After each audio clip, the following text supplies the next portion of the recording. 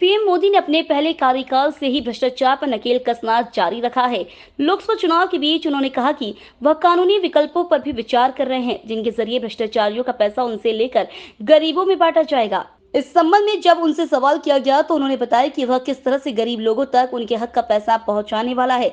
आइए पीएम मोदी का इस संबंध में जवाब जानते हैं। रिपब्लिक टीवी को दिए इंटरव्यू में पीएम मोदी से पूछा गया कि आपने कहा है कि आप भ्रष्टाचारियों के जरिए दबाए गए पैसे को लोगों तक पहुंचाने के लिए कानूनी प्रक्रियाओं की सलाह ले रहे हैं। इस पर आप थोड़ा डिटेल में बताना चाहेंगे। इसके जवाब में पीएम मोदी ने कहा कि उदाहरण के लिए बिहार का मामला है, जहां के लालू प्रसाद यादव रेल मंत्री रहे हैं। उनके ऊपर आरोप है कि जिन लोगों को नौकरी दी गई उनसे बदले में जमीन ली गई। अभी ये मामला कोर्ट में चल रहा है।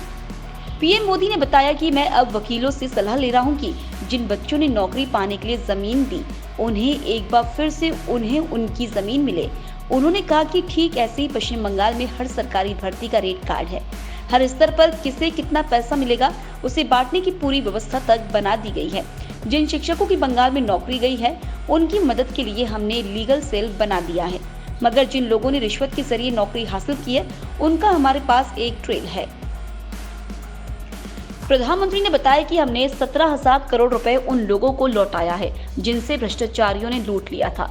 केरल में हुए भ्रष्टाचार का जिक्र करते हुए पीएम ने कहा कि दक्षिण राज्य में कम्युनिस्ट ने सहकारी बैंकों में घोटाला कर गरीब और मिडिल क्लास का हजारों करोड़ रुपए लूटा।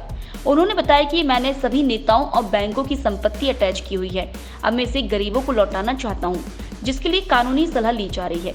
आने वाले वक्त में इसे गरीबों तक पहुँचाने की व्यवस्था होगी।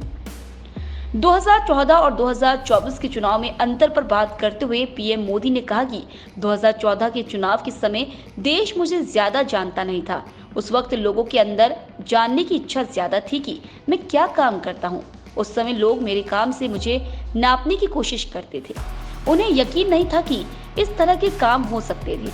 उन्होंने आगे बताया कि 2019 में मैंने देखा कि लोगों को लगने लगा कि मैंने जो बातें 2014 में कही, उन्हें 5 साल में पूरा किया है। पीएम मोदी ने कहा कि 2024 में मैं देख रहा हूं कि मेरी सफलता ही मेरे लिए चुनौती बनती जा रही है। लोगों को लगता है कि 2014 में जो कहा वो 2019 में पूरा किया। अब उनकी अपेक्षाएं रोजमर्रा की जिंदगी को लेकर बहुत कम है। अब लोगों को लगता है कि हमारे देश को पीछे नहीं रहना चाहिए, हमें अब आधुनिक होना चाहिए। उन्होंने कहा कि मैं समझता हूं कि यह समय आकांक्षाओं का समय है, इस वजह से मेरा उत्साह भी बढ़ गया है।